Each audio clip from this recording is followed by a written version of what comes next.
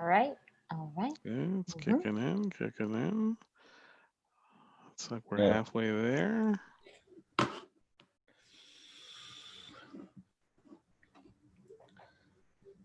Keep an eye on the Twitters. In the tweet, twat, in the Twitter. There we go. Retweet, baby. And we're live. Pretty sure that came out, Caitlin. That Hold wasn't on. a Corona cough. Trying to see if it's on Facebook. Oh, there we are. Okay, baby. Yeah, And we're welcome. off. Yeah, we're off. Welcome to Boxed In with Friends. This is our 10th episode, which is insane. Wow, double Yeah. digits. I know. I really can't believe that. We're But good. Guys, we're good. yeah. We're good. We are. Yeah. So That's it. let me see. I'm going to test out some little toys here and see if they work. Oh, your little I don't. toys. Yeah, little toys. Your little toys. Well, I should say my adult toys. My adult toys. But not those kinds of adult toys. Oh, yeah, yeah. Or yeah. are they? I don't know. Maybe you're sitting on one. No. It's Monday, so that's more of a Sunday thing.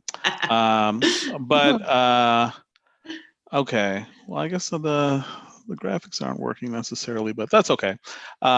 Anyway, Boxing with Friends is a group of improvisers that, we were performing together until the coronavirus hit, and then all this terrible stuff happened, and we're all boxed in. So we thought we'll make the best of it and meet and talk once a week. And we have a lot to talk about, especially with the protests going on around the country. It would be kind of tone deaf not to address it. And Jake, shout out to you he's also a member of Mask Off. I thought that was a really great show on Friday, where you, Daniel, Tony, and Malachi talked about what's going on in the country and your feelings on it. And I thought it would be a good way to start with just talk about your feelings, how you feel about that show and how you feel since then. That was 3 days ago. So, I mean, a lot has happened since then. Continued protests, continued arrests, continued inaction from the highest levels of government. Yep, pretty much. Yeah, thanks to. I just want to start off saying thanks to everybody who tuned in to that and everybody who shared it. Man, the show felt good, like letting off some, like letting a lot of frustration out. But there's a lot more frustration to let off. Really, that show, we could have gone on for about probably days. You know what I'm saying? Rather than just an hour.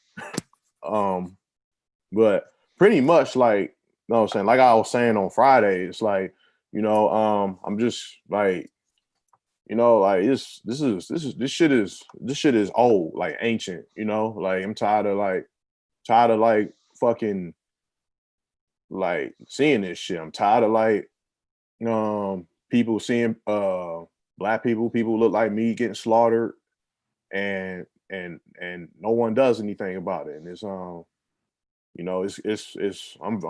tired of it, and it's to the point. It's getting to the point like I feel like no one, like either you don't care, you don't understand, and even if you don't understand, you don't care to understand. So you just pretty much people don't fucking care.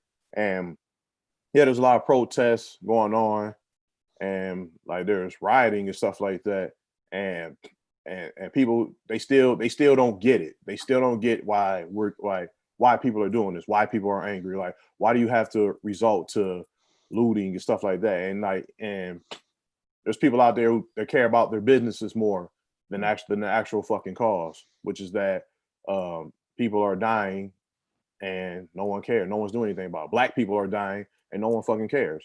And the big picture of this whole thing is that everything that's going on is like this is like it's bigger than just like what happened to George Floyd and Breonna Taylor and Ahmaud Arbery and like all the people, like everybody. Like this has been going on for fucking years, centuries actually. Like this is going on for fucking centuries, and this is like, I feel like we either reached it or we're about to reach a boiling point of like we tired of this shit, man. Like it's being like I said, centuries of this shit. Like and like and like for centuries we try to be peaceful, you know, and you know what I'm saying, and y'all don't appreciate that, you know what I'm saying, like, and you know what I'm saying, we try to peace, we try to march, we try to like be, you know, so like, we try to be civil, and you know what I'm saying, y'all don't they don't appreciate that. They attack us, they sick dogs on us, spray water hoses, beat us up, like they do all these things. Like we get treated like shit, like we get treated like less than human all the time, and we result to like peaceful protests, and they don't appreciate that. And then when we riot and fuck shit up, you want to call us thugs and uncivilized, but you were calling us that even before we did that shit. And us doing that is a result of you neglecting us. And that's what people don't understand, but they still choose not to.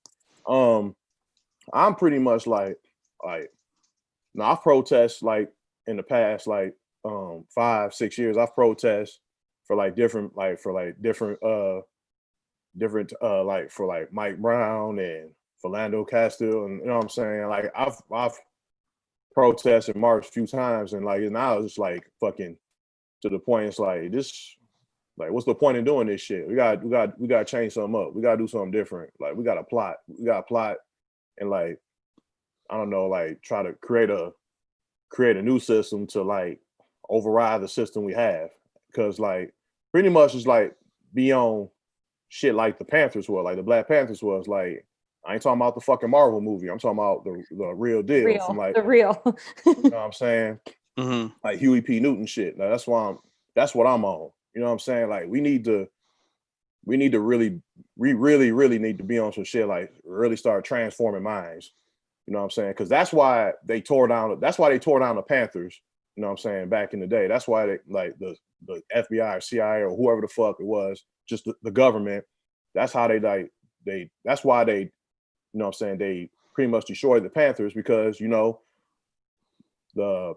they weren't a threat. They were just like empowering Black people, and they were like making Black people realize like, hey, like we are, you know what I'm saying, like we're human beings, where we're Black, we're beautiful, and you know what I'm saying, it was giving us like empowerment, you know what I'm saying, and pretty much like we could create our own like system and government. And they got scared of that because, you know, they like, no, we gotta control these niggers, because that's how we're gonna like that's how we need them to like get richer. We need them to like stay down. They can't override us, you know what I'm saying? So it just I don't know. Like I don't know if any of that made sense, but you know, it's just a lot. Like in my head, I'm pretty scatterbrained, because like I'm mad, and then I'm trying to think it like I want to protest, but I'm like, what's the point? Like, should I, like we need to be on some new shit, and we can't be on, and like we really can't.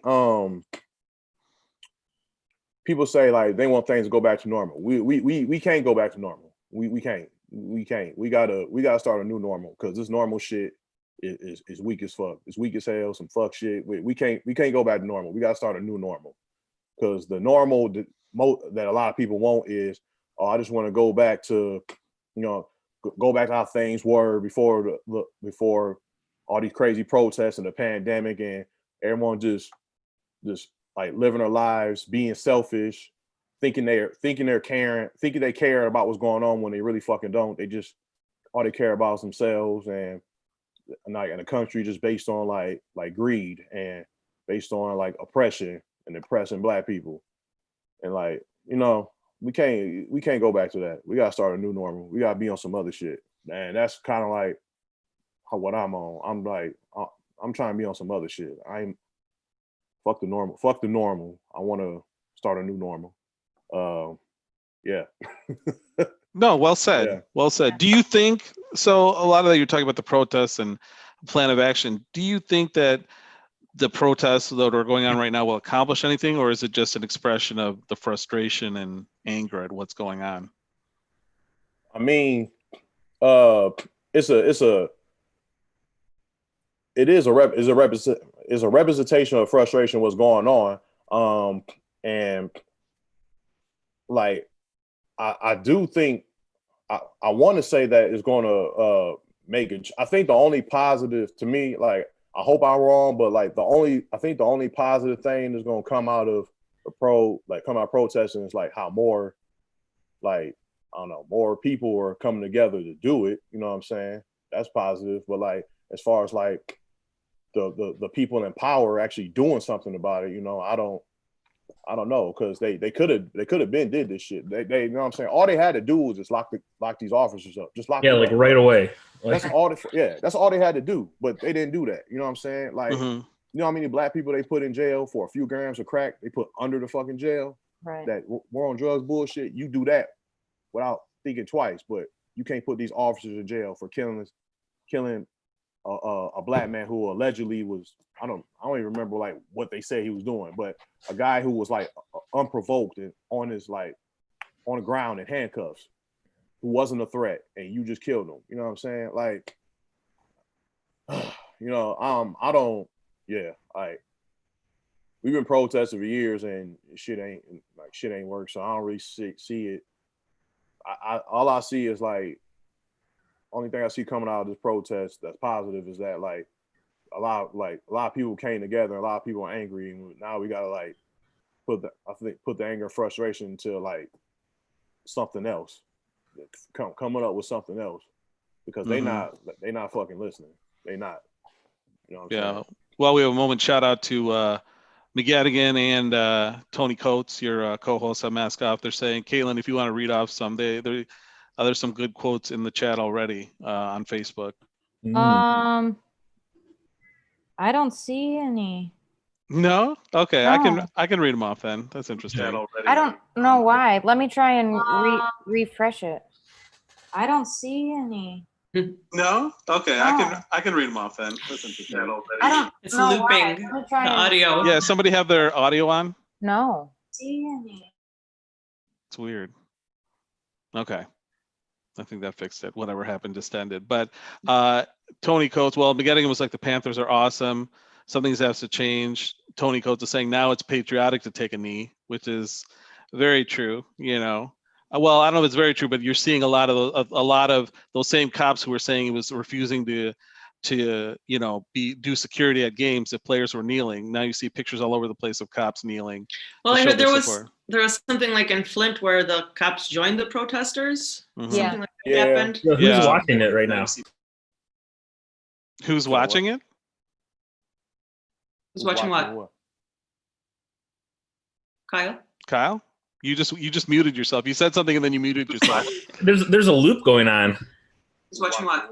Is someone watching our stream? Kyle? You just muted yourself. You said something and then you muted yourself. There's a loop going on. It's not. What is Someone that? watching That's our it's one of us. It has to be. You just muted yourself. You said something and then you muted yourself. There's a loop going on. Does anybody have the stream up It has to be. No. besides Caitlin and myself? Oh, like I have YouTube up. I have it on my phone, but my Hmm. phone is on silent. Just- It was Okay, me. that's- It was me. Oh, it was you? Oh my Okay, thank you for gosh. admitting it, Kyle. Oh my What a dope. God. I had it on Kyle. silent. Yeah, no, I'm Well, Kyle, we might as well go to you. That's your way of asking for attention. You actually are out in LA, yeah. and I just love how wanted you guys red to you are. notice me. It's rare to see how your face get red. It's getting really red, and I enjoy I got that. sunburned at the protest the other day. Yeah, sure you did. right. Uh-huh. But you did. Oh, No here joke. we go. You did go to the protests in LA. Can you talk a little bit about that? I just want to point out real fast. You said like you're white, and you said, "Oh, I got sunburned at the protest." That is the whitest thing that has been Yeah. said White through the fucking entirety of thing. this. I'm including Trump's Oh, tweets God. with that, Kyle. When we were before the show started, Jake said I was the blackest one here, I was very offended. Yeah, as the brownest person on the show. and Oh, now I'm the whitest. Kyle was actually protesting. I was like, "Oh, you're the blackest person here." As long as you weren't doing no fuck shit, like going down there just to fuck shit up. Which I know, No, but you know, I did see a lot of that, and it was all white people. Can you say Yeah. what part of LA you were in? This This is yesterday, like, right? this is Saturday, and this is at Saturday, the okay. like the Grove. It started at Pan Pacific Park, so it's like kind of like West Hollywood area. Okay, I think I'm not like super sure, hip we'll to take it. the geography yet, but in that Yeah. area in general. And then we marched down 3rd and went over to Fairfax. And my friend and I were trying to, and because there still is a pandemic, we're trying to stay as distant as possible. But yeah, it was pretty powerful to see all those people come together for it. And, you know, there was like, I did see some unfortunate stuff, and it was done by white people. Like, there's, you know, we were marching like down the street, and cars got like you know, trapped there basically. And there was a guy who was black who was in his car, and he was like honking his horn in support or whatever. And then he's like, this like a couple of white people ran up to him and were like, "What are you doing?" And then like smashed his car. And I was like, what? Are you serious? Yeah. And I was like, and that's like the only, but everything like, and I hate even bringing that up because, you know, or I hate highlighting that because the whole thing was so powerful. But, you know, that's how you describe it. You're feeling personally. My feeling personally was like the whole thing was so powerful, and it was like, so important. But, you know, and then but the other narrative that is going on is, you know, it's bad, and that's these are the people that are doing it, not the people protesting that are actually protesting. I know Tony in the chat was talking about Antifa, which isn't I mean, and they've made Antifa a terrorist group, but that's not a thing. Like, Antifa is not a thing. That's anti-fascist. Yeah. There's no Antifa leader. There's no thing.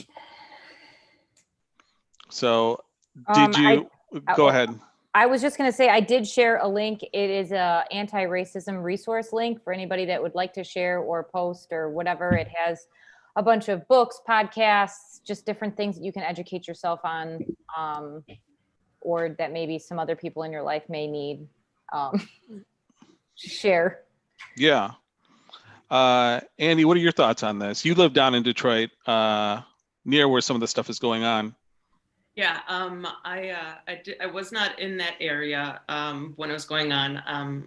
I should say there was somebody killed in Detroit. Yeah, I've been in hearing the protest, and well, I mean, it's scary just because I've been hearing last night there was like a series of, I didn't know, were they gunshots, were they fireworks, you know, it was, because of the cadence. I think it was gunshots, you know, and it's terrifying. It was that they were shooting tear gas. We could hear it too. Yeah, because like normally fireworks, you can tell it's like, you know, pop, pop, pop, or whatever. But you know, there was like a definite like cadence to the shots, and I was like, holy shit! I think that is like, you know, like actual like, you know, it was like fired. around like 9:30 or yeah. We heard that. We heard him. Yeah, you also live down in Detroit. That's right, Caitlin. I looked on like one of the live feeds from. Yeah, I was trying to look it up. Somebody, and they were trying to get them to go home.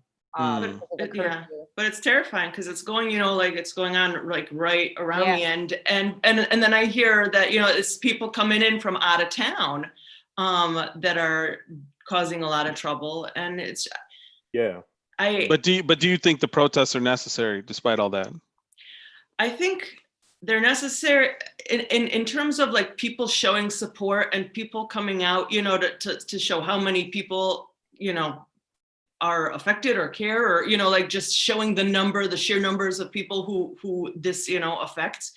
But on the other hand, you know, becoming violent and stuff is just, you know, there's got to be like some kind of organized, you know, like it has to go like, you know, up more like organized.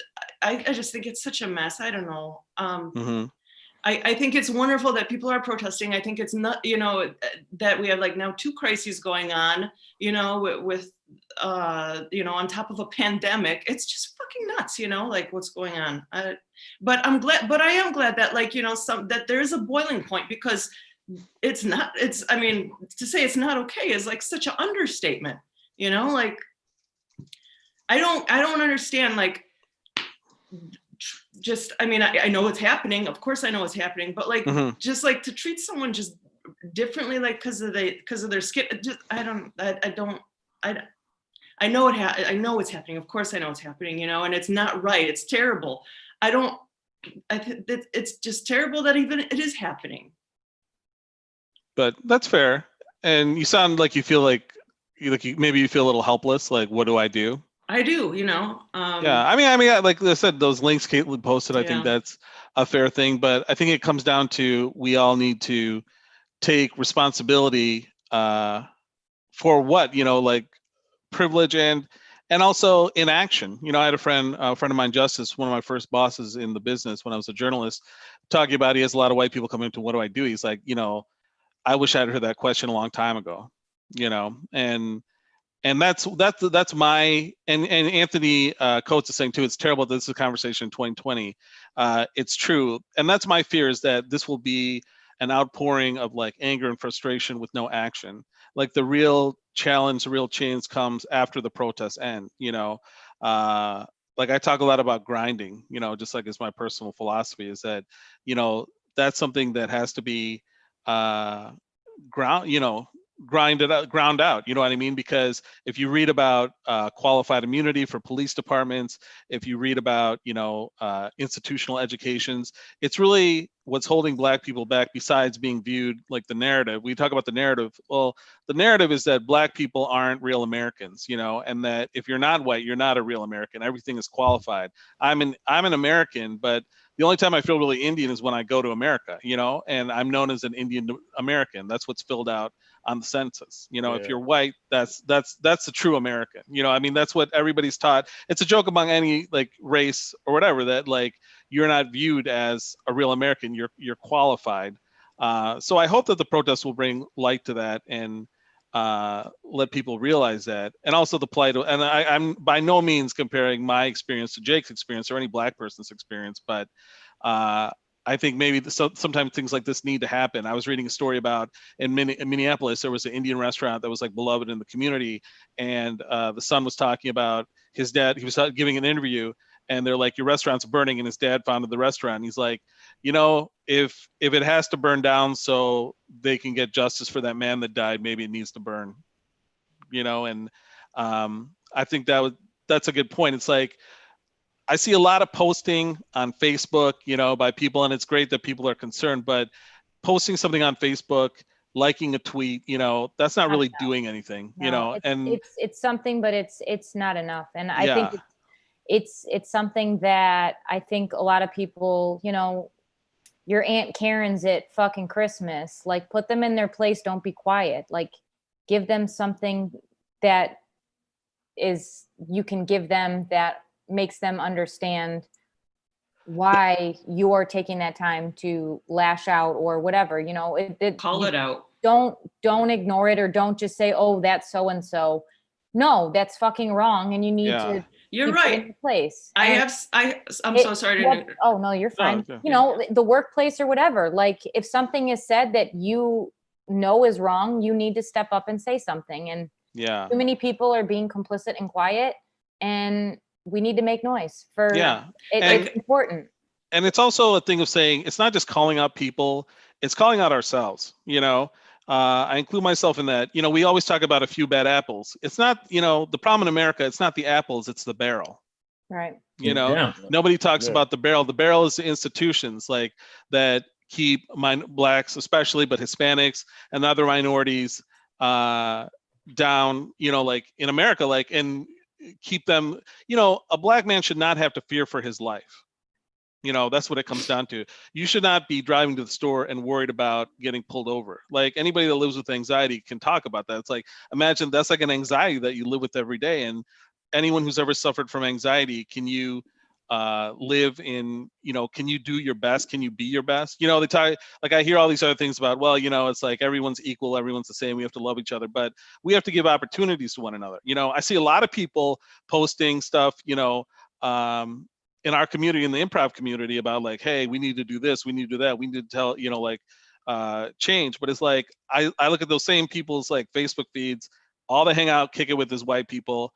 When they're advertising for shows, their troops, they're all white people, and that doesn't sound like a lot, but I'm telling you, that is like, if you can't do the least when it comes to changing racism, how can you do the most? Yeah, that is big. I think we think in terms of like, we need to like revamp the police department and the college education system and the justice system, and we do, but on a case by case statement.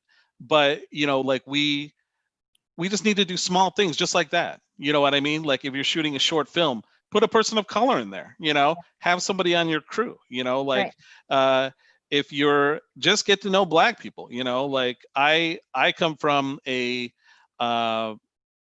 you know, background where I've grown up in very like hyper white spaces, you know, but like when I went to high school, it was almost all white people. But then when I went to college, I hung out with almost all Black and Indian people, you know, and now in my life, I hang out with everybody. And that's really diversity. People talk about diversity a lot of times, and they're talking about a different kind of homogeny. You know what I mean? It's like, okay, we're going to do this, but it's like, we want to see all women do this, or we want to see all Black people do this, or all Chinese people. Look at this window. Like, to me, this is diversity. You know what I mean? Like, that's what it is. And the more we get to know each other, the less we have assumptions about who we are. And like, to me, the big lesson I learned was we're all the same. You know, we have different fears and, you know, different, and I mean, but we all have the same, we have all the same fears and dreams, you know, but the problem is that we're all the same, but we're not all treated the same.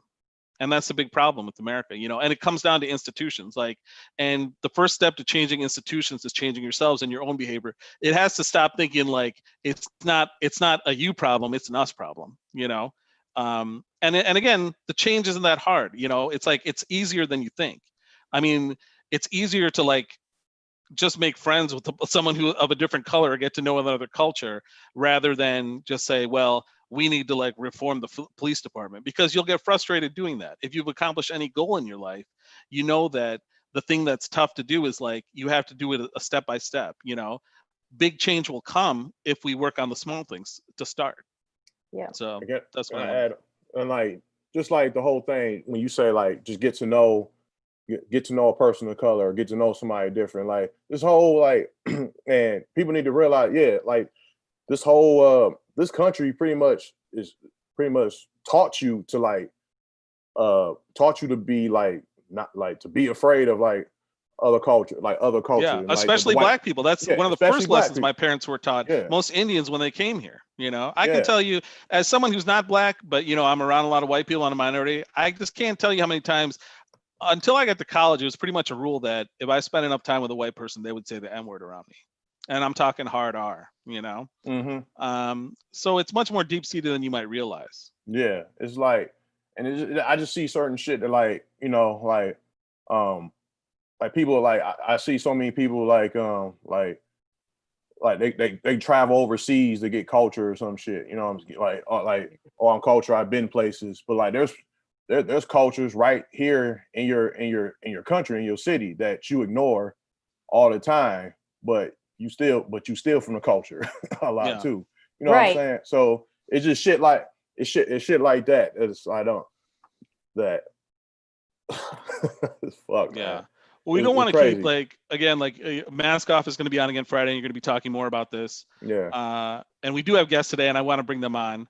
Can I say one more thing for you? Sure, go for it. One more thing. About the protest and shit. You know what I'm saying? Like I said, it's cool that y'all like people are coming together or whatever, but you know what I'm saying? Like even protesting, like even with protesting, like we gotta do more than that. Like, cause like I said, we've been doing that for years and shit still ain't changed. So we gotta be on some other shit now.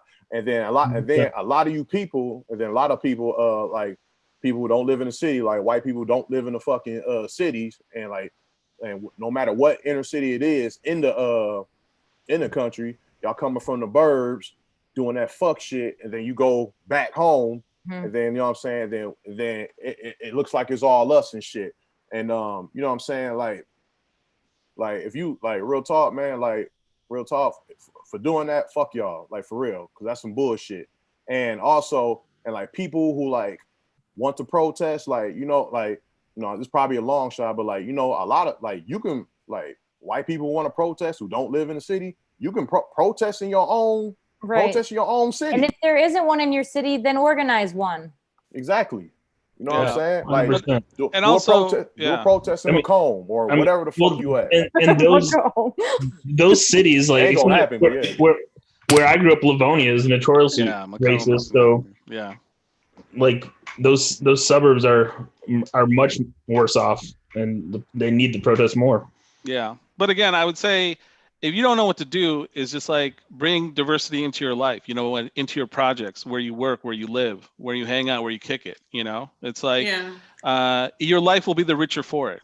And you'll always find time and time again more things in common, and you know, and I feel like other stuff is based in just like fear and ignorance. Yeah, fear is a big thing. I think we're taught to fear Black people in this country, you know, and there's nothing to be afraid of. I mean, except for Jake, but everyone else, it's cool. Still our culture, but you still scared of us and shit. Also, one more thing. And white people that want to help, like there's still a lot of white people out there that's like, you know what I'm saying, they're uncomfortable and all this other shit. And it's like, look, man, like real talk, like get over that. You got fuck that white guilt and shit, man. Like like you gotta speak up and like start doing shit and start changing shit. You know what I'm saying? Cause you can't, you know what I'm saying? You can't like fuck being uncomfortable. You know what I'm saying? Cause y'all uncomfortable, but then like, you know what I'm saying, we've been uncomfortable for fucking years. You know what I'm saying? This system's built for y'all. You know what I'm saying? You really ain't got like, you real talk in comparison to us, you really ain't got shit to be uncomfortable about. You know what I'm saying? We should be uncomfortable. So like, you know what I'm saying? Like, if you like, I think first step is to like get over that white guilt shit and just fucking, you know what I'm saying, start taking action. You know what I'm saying? Yeah. I agree. And catch more of this on Mask Off. We're gonna move on. And that's Friday at 8. Yeah, on the Planet Ant channels. Shout out to Tony Coates, Malachi, 9 p.m. Yeah, Daniel and Daniel Jackson on the ones and promote twos. my shit better than me. So let's move on. We do have guests. I want to bring one on if she can get in. Okay, there she is.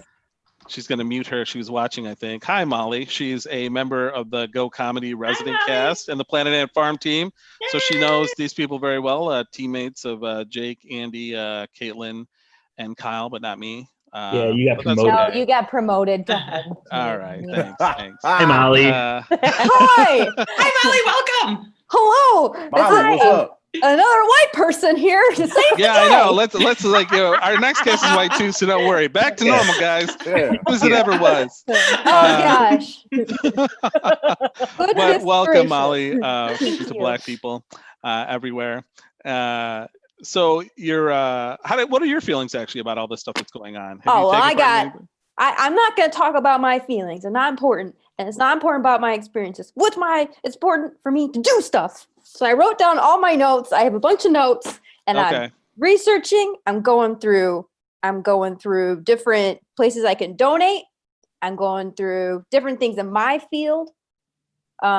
Should say your field for people that don't know. I am a speech language pathologist, and it's the Speech and Hearing Association. And they had a statement that they put out today that was very vague and wasn't very explicit in anti-racism, and I got pissed, and a lot of us are pissed. And so I've been doing research about speech pathologists in our country, and only 8% of them are a different race. That's just so wow, just non-white. Right. And it's a huge problem because it's been a huge problem because a lot of the kids that we serve and the adults I've served are in communities or low-income communities, and they need to work with someone more like them too. That's just basically gets down to the wire of it. So, and with our organization too, having representation in our organization, it's obviously like you see it now when they have come out with a statement that's like, I need more. I need to hear from you, anti-racism and Black Lives Matter. I need to hear that now. So, and I think it's been surprising, just like certain aspects of society you haven't heard much from at all. You know, like a coach was pointing out, like the Power 5 conferences in sports, of which, like, you know, the Power 5, like Michigan State and Michigan being one of them. You haven't heard from their like football coaches and their basketball coaches that have made, you know, as one person put it, generational wealth. You know, off the lives of young Black men largely, and they're not speaking up now.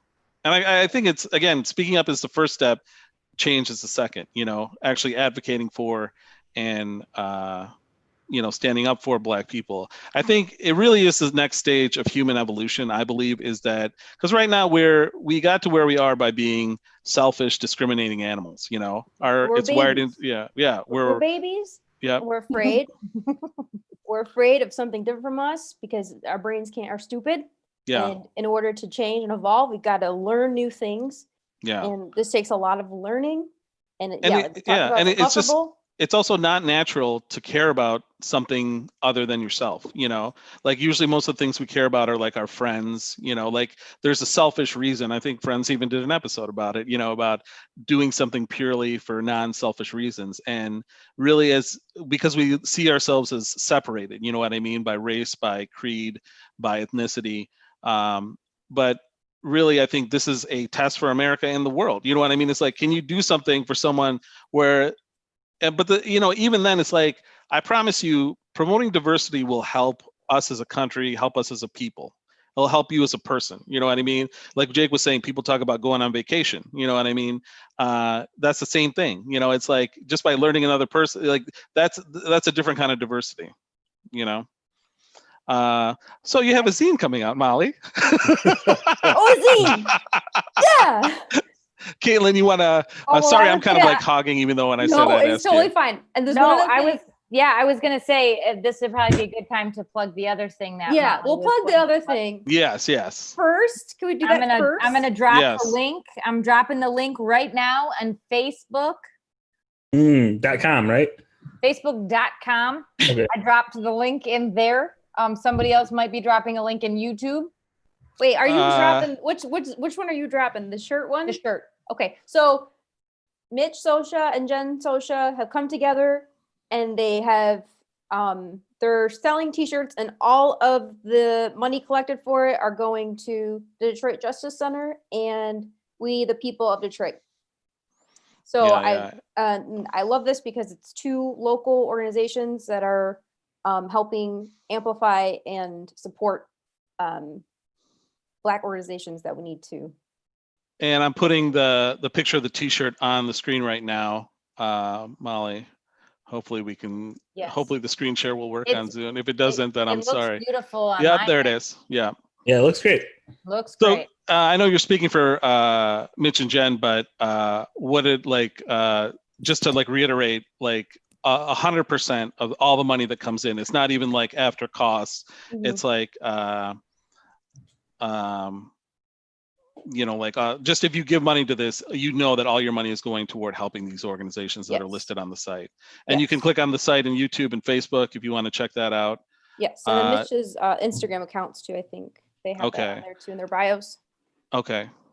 And they also have resources there. I was going to add too about if you want to educate yourself and if you're not sure what you should do or what you can do. Mm-hmm. Yes, and then also the shipping. If you put free shipping in the code, they work out how you guys can get the shirts too. So like you said, 100% of the profits go to those two organizations. Okay. If you live far like me, pay for the shipping like I did. Yeah. Yeah, sure. Yeah, or if you don't have a way to get there and you order a shirt and you need one, drop me a DM and I'll pick it up for you and I'll bring it to you. Mm-hmm. Can you talk a little bit about the zine also? Yeah. Because on a lighter note, because I think it's important, we're talking about this today, but also we had you on and this is something that you came together with other people to do to, help lighten the mood. You know what I mean? Not in terms of this, you plan this, but just in terms of people still keep creating, still keep going on. So sure. I'd like you to talk about the zine a little bit. Sure. I put the link at facebook.com again. Yeah. Yeah, so it's I did the same on YouTube. Cool. So me, my friends Alex Bergman, Sean Golden, and Doug Kolbitz have come together and started writing a graphic, humorous magazine. Sean is basically doing all the illustrating, and the four of us are doing the writing, kind of going back and forth. So it's the first issue is free, and then in that link they have the sign up information.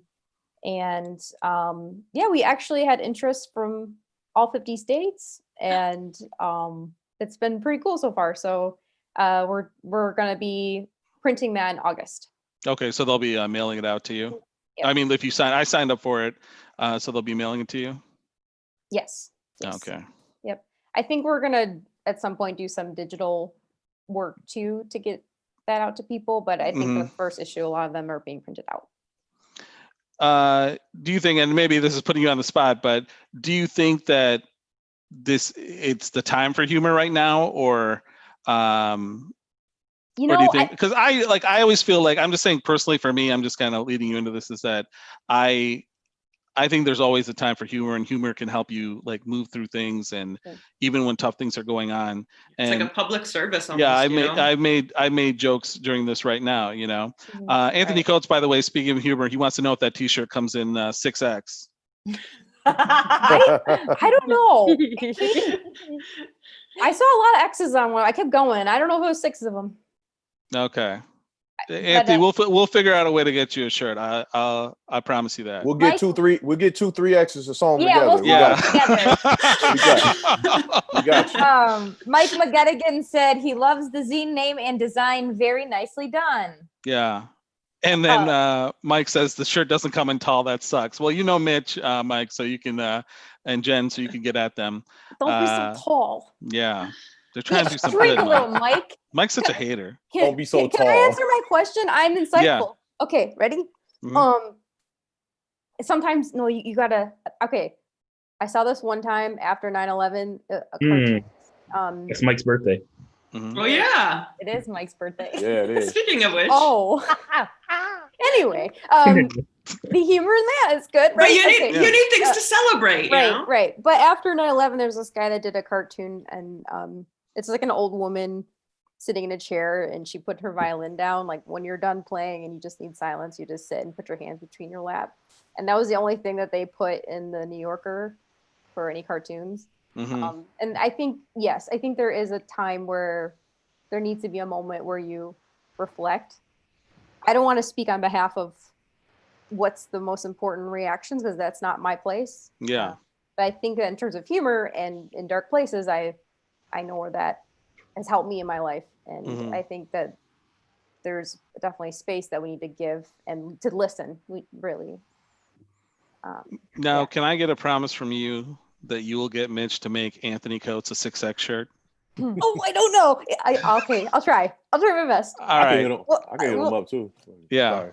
We can do it. We'd buy 2 and then like get more fabric, and then he can have the same shirt from front to back. Yeah. Well, Mitch works at a shirt shop, so, or does he still work? He still works there. Yeah. So I feel Mitch knows how to handle that situation. Yeah. Yeah. So I'm just Mitch, I'm putting out the call.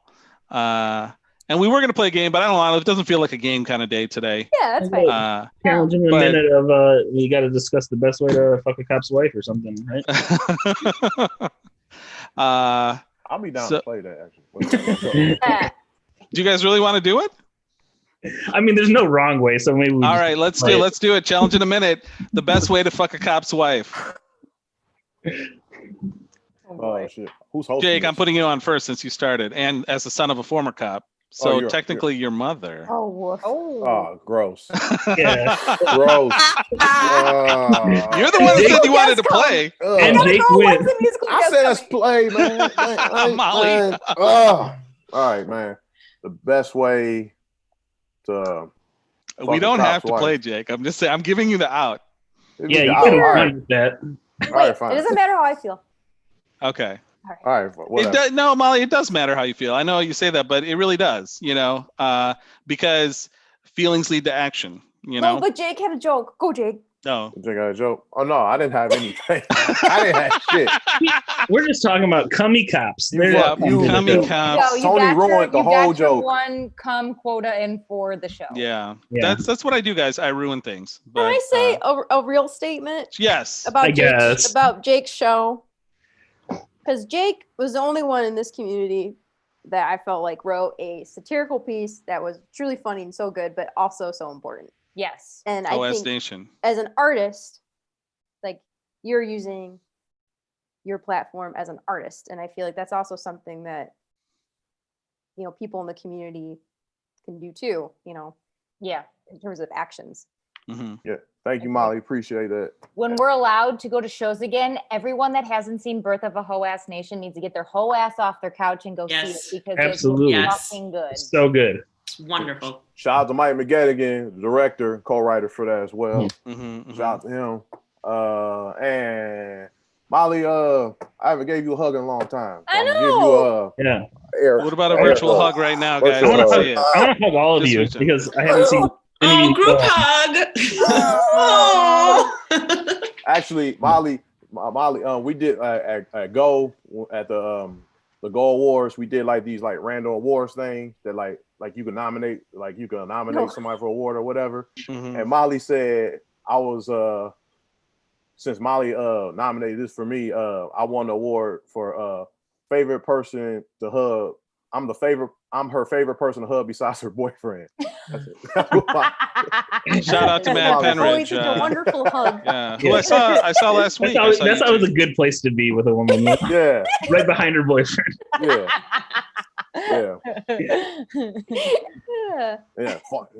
All right. Only was it damn, what? If only Matt was a cop, I would go for it. All right, Molly. Thanks so much for being on. Thank you guys for having me. Molly, do you want to stay on? We're missing 2 friends. You can just stay on with our other guests. If you want to stay, you're welcome to stay. I'll stay here and give a listen. Okay, let's bring on our next guest. He is a friend of Kyle's. He is in the, let me see the bands here, Man Overboard, Bright Green, and he's here to talk about his new project also. Kyle, why don't you welcome him aboard?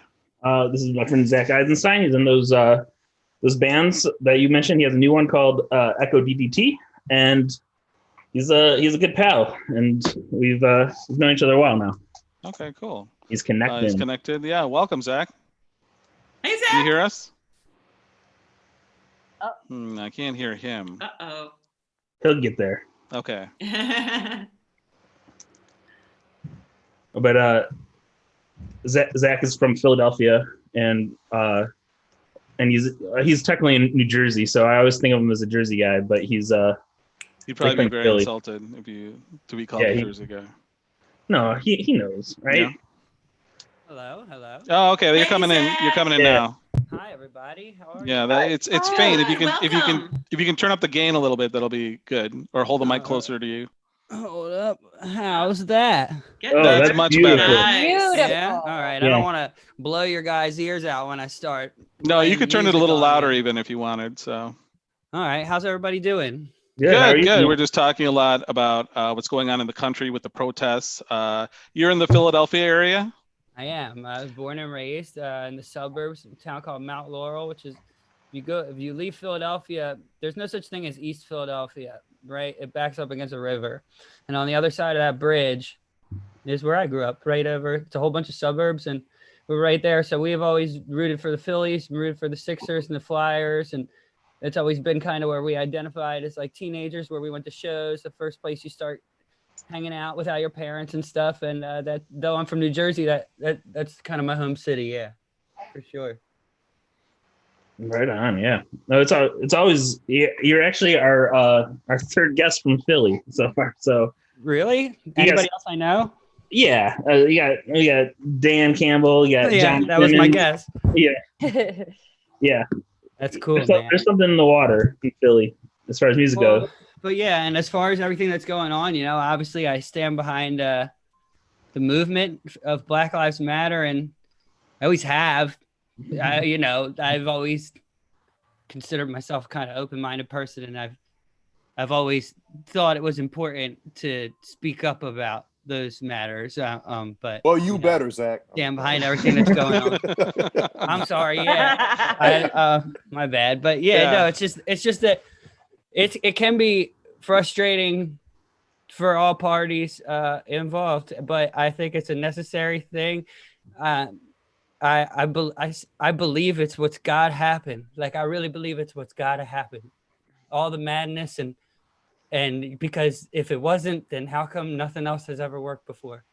So, and that's always been, I've always kind of believed in, let's put it this way. I never have been one that thought to think that you can always get things accomplished with a peaceful protest. because I don't think that people listen to you unless, for lack of a better term, you bug out once in a while. I think you gotta do it. So everybody, obviously I can't relate to the problems that people have, but they have my love and my support. Yeah. Well said. Yeah.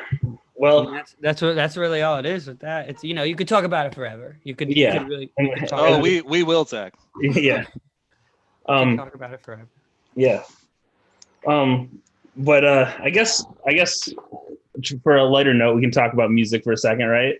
Yeah, I guess. I mean, so, it feels weird talking about anything else right now, but I feel like a jerk talking about anything else right now. Yeah. And it stinks because I always have been this person who, like, my father's in the entertainment industry, and I've always believed that, like you guys were talking about a few minutes ago, that there's always this place. There's always a place for comedy, and there's always a place for some sort of relief and entertainment and distraction. But this time, it feels maybe like there's less of a place for it than all the other times. I don't know why. Yeah. But anyway, yeah, let's give it a try, I guess. Yeah. Well, I mean, we can get into that. And I asked you yesterday if we could talk about this, but you said your father's in the entertainment industry and he's part of a pretty big comedy institution. If you want to talk about that. My dad, well, he's on his way out the door. He's worked at NBC for about 40 years, and he's a staff cameraman for Saturday Night Live. He's camera 2. Oh, wow. Wow.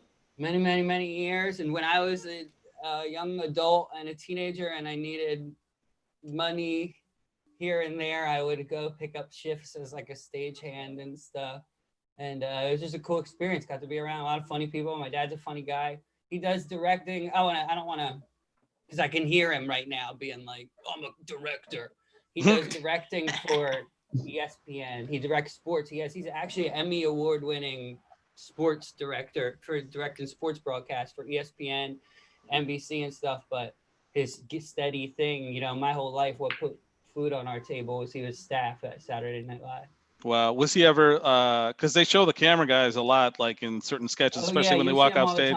Okay. Him all the time. Coming back. There's a guy on a crane kind of in the chair thing. That's a guy named John Pinto. He's the only guy who has like seniority on my dad. He'll always be next to him. If you look for a gentleman with long hair, usually wearing like a sports coat, with like hair to like his shoulders, a cameraman like that would be my dad. Mm-hmm. Yeah. Okay. Did he support you going into music? Absolutely. He's my biggest fan still. It was like he was always at the shows that we would play together when we were out in New York or in Philly. Well, it's like, and he remembers, he really cared. Like he really paid attention to everything. This is perfect example. What are you doing tonight? I'm going on a show. And then I rethink what I said, and I said to him, the guy who asked me to go on was in the band Fireworks.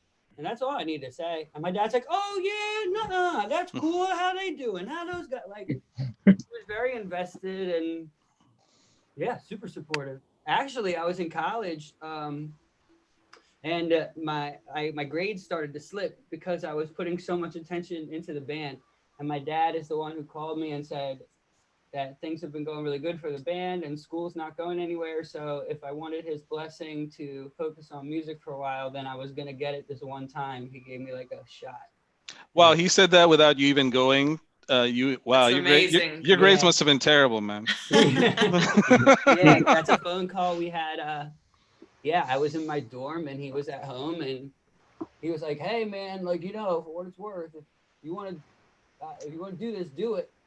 Because I was probably like 19 or 20. And he was like, this is it. Like, because we were playing shows that people were we were starting to turn a profit a little bit, at least locally. Like it was working to the point that my dad was like, okay, I see you, a little bit.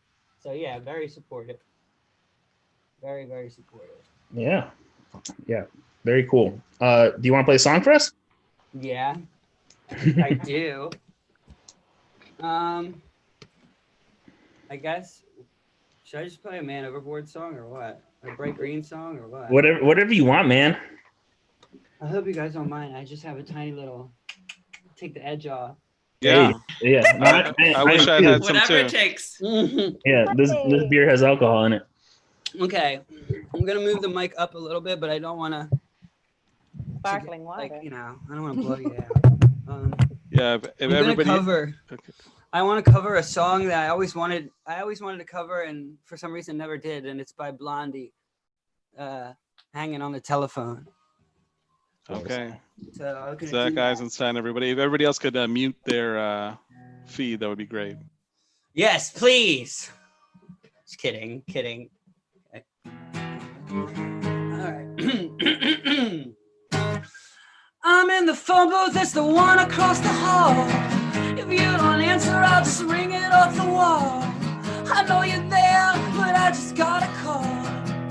Don't leave me hanging on the telephone.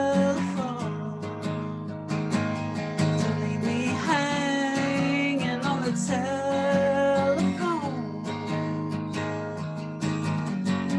I heard your mother, yeah, she's going out the door. Did she go to work or just go to the store? All those things she said I told you to ignore. Oh, why can't we talk again? Oh, why can't we talk again? Oh, why can't we talk again? Don't leave me hanging on the telephone. Don't leave me hanging on the telephone.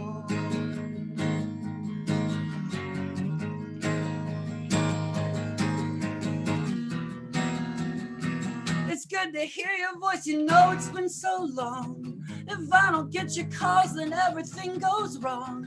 I want to tell you something you've known all along. Don't leave me hanging on the telephone. Hang up and run to me. Hang up and run to me. Hang up and run to me.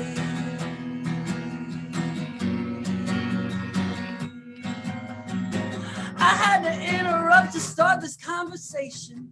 Your voice across the line gives me a strong sensation. I'd like to talk, but I could show you my affection. Don't leave me hanging on the telephone. Hang up and run to me. Oh, hang up and run to me. Oh, hang up and run to me.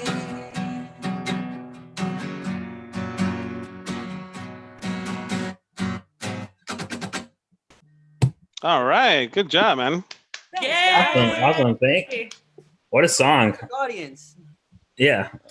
I love that song. This is your first time playing live, right? Since all this happened? I did a thing right when coronavirus became like the first week of of quarantine and stuff. I did a thing on my Instagram live that I promoted like a few days before and played some songs. But other than that, yeah. Nice. And you have a new project coming out, right? I do. My whole life, I've just kind of something I've been putting off. What feels like my whole life, which is I've always wanted to make kind of like throwback EDM. Like the music that I equate with my childhood coming through the radio when I was playing with my toys and stuff is like LaBouche and Real McCoy and jock jams and all that stuff. It reminds me of my childhood. It makes me really happy. So as far as the sound and the aesthetic and the art style and everything, I kind of have a project where I'm trying to recreate that vibe. And I finished a 10-song record, the first record, and it's going to be out in a little over a month on a Philadelphia label called Virtua 94. And I called Echo DDT. It's all like hacker, synth retro wave vibes. That's awesome. I listened to the song. It's great, man. Thank you. I appreciate it. It's super cool. It's definitely something I'm just doing because I have this I can't help it. You know what I mean? I have this something's making me do it. Yeah. I don't think it's not like this isn't my get rich quick scheme. That's for sure. Let's put it that way. Yeah. Right on. And we'll be putting some links in the chat on Facebook and YouTube to links to your music. Yeah, Echo DDT. But it's there's Spotify, YouTube, all that stuff. So. And that's after the wrestling move. Yeah. Or the chemical. DDT. Well, Yeah, originally I called the music is called Echo DDT because that's been my PlayStation name for like half my life and my online gamer name. So when I started making like dance music or like electronic music that was kind of themed after like computers and all this stuff, I just made my name like my gamer name for music. But yeah, in that sense, and the reason I made it my gamer name when I was like 13 was because of the wrestling move, and then I thought Echo sounded like a cool like SWAT team guy, like a good radio name. Yeah. Like Echo, get that. And I still, I'm 32 years old, and when I'm sitting here playing a computer game and people are like, Echo, get down, I'm like, yeah, that sounds awesome. You start playing the A-Team, theme in your head. Don't sing it because we'll get sued for copyright. But Yeah. When's the last time you DDT'd somebody? Huh? When's the last time you DDT'd somebody? Jake's the last wrestling time I guy. DDT somebody was never, because I think that would kill them. I'm pretty sure, depending on what the ground is. But no, it won't. I've DDT'd plenty of people and power drive them. Yeah, they don't. I mean, never DDT somebody before. I gotta say, you just gotta do it on a trampoline. I've done that. You can do it. You can do it on the grass. They'll be all right. Never. I'm not the type to act like I had done some shit I haven't done. But I DDT somebody in a wrestling ring. That counts. Oh, for real? Damn. Yeah. You were saying yesterday that besides music, your only like jobs that you've had is been working at wrestling. Yeah, it's really weird. It's really weird. But yeah, for some reason I was just drawn to that stuff when I was a kid, and I never had the physique I come from all the other boys in my family are all collegiate athletes, and none of them have a musical bone in their body, and they're also all like 4 times my size. And I just knew I wasn't ever going to be a wrestler, but I wanted to be involved in wrestling. So I went to wrestling school when I was younger to learn how to be a referee. And because I just wanted to be involved, and it all snowballed from there. My cousin, Phil Eisenstein, has a very in and out, but still has a relationship with WWE. He's actually a wrestler. He performed at the last WrestleMania. He's just like an extra that gets used, but it's kind of in our family a little bit. Wow. Yeah. So when you say a wrestling extra, he's just like in the crowd, or he's like an actual wrestler that gets so like in the storyline, they needed somebody to portray this one wrestler's lawyer, because they need this one wrestler's lawyer to come out and then get his ass beat. That's my cousin. So he's a kind of a jabroni, kind of. Yeah. Exactly. Yeah. He's a jabroni. But that's how you get your foot in the door. In real life, what he's actually doing is getting his, he's getting to know people. He's getting his foot in the door in that company. They say, we like you. We like that kid. He does what we tell him. You know what I mean? And he's working for an opportunity. It's just like playing music, really, or any kind of like thing where you're going out for yourself as an artist. It's really similar with trying to be a pro wrestler. Yeah. Those kids get in the van and they travel the country. And Kyle, it's exactly, their life is no different than what we did. Like, the only difference is you played a bass when it was showtime. They throw some fake punches, but the rest of their 24 hours is exactly the same as far as the van and the truck stops and, your guarantee and your per diem and all that stuff. So I got along with those guys, and we kind of all see eye to eye eventually, Yeah, totally. Yeah. It's a lot of entertainers like that, just like hurrying up and waiting in the green room. Exactly. And yeah, all the things that come with it. So it's a very natural fit for me. Even when Overboard had some time off and I needed something else to do for money, I'd go back and help out, and that was helping me out, but of course. But it's very natural. 2 very similar worlds, the music. Yeah, very cool. Yeah. You want to play another song for us? Yeah. What are you gonna play now? Yeah, this is a song.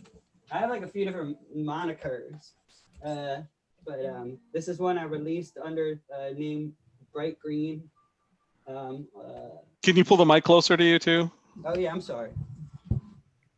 This is released. This song I'm gonna play is on Spotify under the name Bright Green. And I put a link to the Bright Green in the chat, and I think Caitlin, you've done so on Facebook. Awesome, thank you guys. But here we go.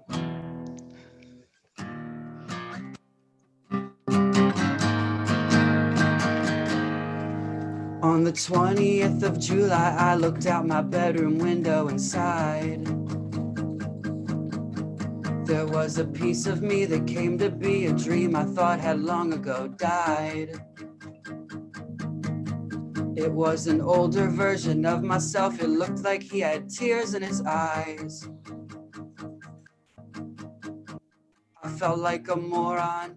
I felt like my life had been lies. And he said, don't ever grow up, boy, this shit fucking sucks. Don't worry about the $180. You can get by on lady luck. You can survive if you try to not be over analytical and critical of things that don't matter. Just admit that you're not 16 and then maybe your home life will be better. And every time you think of her, you get depressed, but you just can't see a pattern. And most importantly, you idiot, you really gotta treat this one better. She's gonna run if you let her.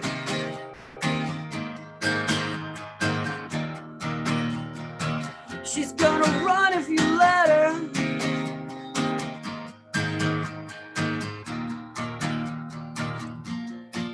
And on the 20th of July, I looked out my bedroom window and died.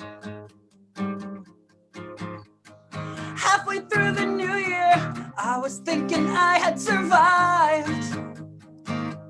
I had a memory of back when we thought nothing ever could compromise. I wish I got the message. I wish that I realized. And I said, I'll never grow up now. I think it's too late. And honestly, my freedom ain't all that great. And I think I made a big mistake. Can't take it back, can't retract. I can't be over analytical and focus on things I can't make better. And I skimmed through all the paragraphs, but I neglected to read the header. She's gonna run, I just can't rewind. And loving you's a crime. I just wanna steer you outside of the rear view and tell these little boys all my messed up stories and warn them all they might not make it. I just can't rewind, and loving you's a crime. I just wanna steer you outside of the rear view, tell these little boys all my messed up stories and warn them all, and warn them all. Don't ever grow up, boy, this shit fucking sucks. Don't worry about the $180. You can get by on lady luck. You can survive if you try to not be over analytical and critical of things that don't matter. Ooh, yeah. All right. Awesome. Thank you guys. I really do appreciate it. Yeah. Thanks for being here, Zach, man. Yeah. It's been fun. Thank you for having me. I'm not saying thank you for having me because that's what you're supposed to say. Yeah. So you're really not thankful. Huh? No, I'm just kidding. I'm sorry that I made Molly. On you. Yeah, there you go. Yeah. I was going to say I'm sorry to Molly for making you stay. This is the first time we've ever had. Oh no, it was fine. I wasn't sure if I should dance, and then I just slowly was like, just hold still. No, you can only see Zach during the performance. I should have mentioned that. Yeah, I figured that out. That it was just showing. Yeah. Zach took center stage and he did great. I was just feeling wild in the moment, you know. Yeah. I'm kind of. You were sitting there like this. Yeah. Me? That was Kyle. He's like this. Yeah, Kyle's very cool. He's very jaded, you know. I've seen it all. You know? He's like, I saw this on the Warped Tour, whatever, guys. Yeah. Well, Zach and I actually did the Warped Tour together. So. See, I'm just joking, and it's real. That's Kyle's life. Yeah. No, we did. Yeah. That's facts. Yeah, 2012, baby. Really? Best year of my life. No exaggeration. Wow. Yeah. Yeah, that was a great year for me as well. Which was funny because I had spent so much of my life worried that the world would end that year because the Mayans had predicted it turned out being like the best year. Little Yeah. did you know. They were just a couple years off. Yeah, you're 8 years off. So Yeah. Exactly. Good. All right. We're in there right now, slowly. Yeah. Go ahead. Zach, we're gonna bid you goodbye and wrap things up. But thanks so much for being on. Zach. Yeah, check out his music in the links. Yeah, thanks, Zach. It was really good seeing you, man. You too. Talk soon. Bye. Y'all have a good night. You too. Bye. You too. Bye. Bye. All right, and then there were 6. So, yeah, I mean, thanks to Molly and Zach. I know it's tough to come on when all this stuff is going on, but I thought it was important just because this is kind of friendship and like, you know, how we do things is like, you know, it's not, I mean, it is serious, but it's not all serious, you know, and that's like life. So I appreciate that. Yeah, I felt like it was weird for me. I almost didn't want to, but I was like, no, I'm gonna just. Yeah, we're already weird. Tried so my don't best. worry about it. Yeah, no, you did great. You did great. Yeah. And Jake, closing thoughts. Your eyes got really wide when I said your name. Jake. Yeah. Oh, it didn't happen twice. Closing thoughts. Oh yeah. Yeah, man. Fuck 4th of July. Real talk. Yeah.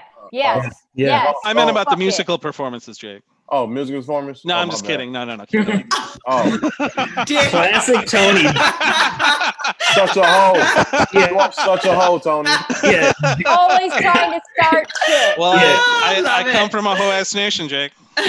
Yeah, derailing the moment. Such a hoe. Shut up, Kyle. Oh, it's a loop. It's a loop. It's a loop. Shut the fuck up, Kyle. Did you think do it's that a on loop. purpose, Kyle? What? I know you didn't. Like when you let the sound loop because your face got so red. It's my protest burn. But yeah, actually, yeah. Sorry, I am the ruiner. That's what I'm not. But yeah, fuck the 4th of July and also July 7th. Yeah, July 7th. We're doing a you know what I'm saying, doing a blackout. We ain't buying shit on the 7th. So Tomorrow's like a musical blackout, isn't it? Yeah. The music, is it the music industry or just music? That's I think that's June. Ain't that June 3rd? I thought it was Tuesday. or Tuesday. Yeah. Yes. Tomorrow. That's tomorrow. I don't know. I need to look into it because I saw someone like she's a manager for a bunch of bands talking about like a music blackout. And I was just wondering if it was like within the industry or if it's like a national thing. Music industry, to my knowledge, so far. Yeah. And then July 7th is another blackout. But July 4th, fuck July 4th. Don't celebrate July 4th anymore. Fuck that. You know what I'm saying? Celebrate Juneteenth. That's what we need to celebrate now. Mm-hmm. You know what I'm saying? So that's what I'm on. That's what everybody need to be on. I'm gonna celebrate. But I'm gonna celebrate every day because every day matters. Oh man, Okay. Kyle. There you go. All days matter. Is that what you're trying to say, Here you Kyle? go. Here you go. Oh my God. You know what? What, Go ahead, Molly. Yeah, go ahead. White people breaking stuff is making me mad. Keep your hands to yourself. For real. Just break people's stuff. Keep your hands to yourself, white people. Yeah. Unless Yeah. friends. Yeah. Some of us don't even have hands. I'm sorry. This is going off the rails. It is. This is my favorite part. Yeah. Thanks to everybody for watching again. Thanks, Thank Molly you. Lampy and Zach. Thanks, Molly. Yeah, Eisenstein thank for you. Molly. It's awesome having you on. Thank you. Yeah. Thank And you. thanks to Planet Ant. Please support Planet Ant, who I feel like is doing stuff to promote diversity. Like Jake and I are part of that, and the whole entire crew of Mask Off. And I think they've done, doing a better job than most at putting people of color and just reaching out and making it a welcome place for everybody. And yeah, like I said before, it's just be the change, you know what I mean? And that's not just like liking a tweet or something. It's like giving opportunities to people of color, and even on a small level, and that opportunity might just be friendship. As corny as it sounds, it's like that's something I wish I'd learned earlier in life and before I got to college. So but it's definitely made a difference. It makes for a richer life. It really is. It's just like they talk about diversity in nature all the time, like how if you have like inbreeding makes you weak, and I think you're seeing the effects of that in this country. Like racial, like this kind of separation. It's just like you have to stop looking at diversity as a weakness and rather than the strength that it is. Because it is. It makes us all stronger, and it makes us healthier. So 100%. And I speak for all Black people, right, Jake? Yeah, no? you fucker. Steve, every time we have something good going, we just kind of ruin it. Yeah, you ruin. Yeah, that sounds about right. Yeah. That was a good way to end it. Yeah. You gotta fuck it up, Tony. It's to keep myself humble and to keep us all humble. Oh my God. Because change doesn't come in the moments when you feel inspired. It's when the moments you feel like you want to quit and you keep going. That's the truth. That's the truth. And I won't even make a joke about it. I know Andy's waiting for me too, but I'm we're all waiting for you. Good night. We love you. Thanks to Tony G on the chat and McGettigan. Shout out to Patty Rooney, all these people watching and supporting. And like I said, you don't feel helpless. You can do something. It's simple. Just be mindful. Just be aware. And and be friends. Yeah, we got the Googles. Just Google it. Yep. Write down stuff. Yeah, write down stuff. Check out the links. And be friends with one another. Yeah, keep fighting the good fight. That's what we're about, and we hope that's what you're about. And don't call the police unless you're really in danger. Yeah. Idiots. Like if you're getting pulled over. Yeah, real talk. Real talk. Yeah. Real talk. Yeah. Then call the police. Yeah. Right. Yeah. Only call the police when you're having sex with their wife. Good night, everybody. Fuck a cop spouse.